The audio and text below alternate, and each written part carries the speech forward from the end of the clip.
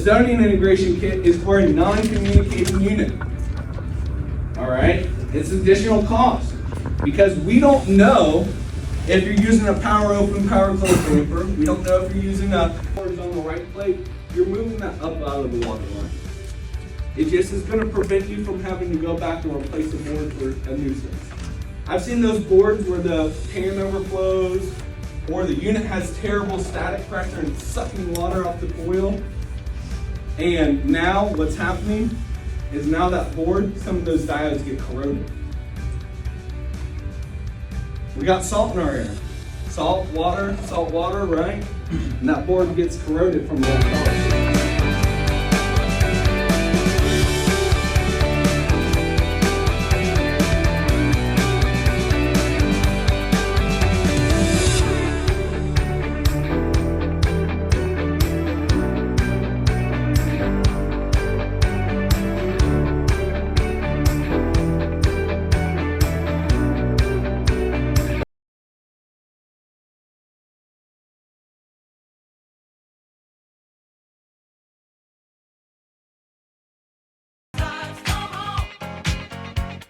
It's a celebration.